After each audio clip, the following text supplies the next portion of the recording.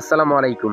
সাম্প্রতিক সময়ে সোশ্যাল মিডিয়াতে একটা ভিডিও ভাইরাল হয়েছে, যেখানে দেখা যায় আমেরিকা জেএফকে এয়ারপোর্টে এক মহিলা এসেছে টরেঞ্জা নামক এক দেশ থেকে। তার হাতে দেখা যায় এক অচেনা দেশের পাসপোর্ট। অনেকেই অবাক হয়ে ভাবছে নতুন দেশ নাকি পৃথিবীতে এসেছে, কিন্তু আসল সত্য একদমই আলাদা। আমেরিকার কোনো বিমানবন্দর বা সরকারি কোনো রিপোর্টে এর প্রমাণ নেই।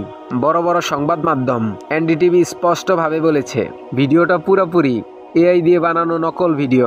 এ ধরনের ভিডিওকে ডিফেক বলা হয়, মানে এমনভাবে বানানো হয়েছে যেন দেখে সত্যি মনে হয় কিন্তু আসলে পুরোপুরি মিথ্যা। টরেঞ্জা গল্পের সূত্র এসেছে পুরনো এক কাহিনী থেকে, যার নাম ছিল ম্যান ফ্রম তাওরেড। সেই গল্পেও বলা হয়েছিল এক ভ্রমণকারীর কথা, যিনি নাকি এক অজানা দেশ থেকে এসেছিলেন। তাই টরেঞ্জা নামক দেশ আর সেই মহিলা দুটোই কাল্পনিক, বাস্তবে কিছুই নেই, সব এআই দিয়ে বানানো গল্প। তাই ভাইরাল ভিডিও দেখে আগে যাচাই করুন, গুজব বিশ্বাস করবেন না, সবসময় সত্য তথ্যই ছড়িয়ে দিন। ধন্যবাদ সবাইকে। আসসালামু আলাইকুম।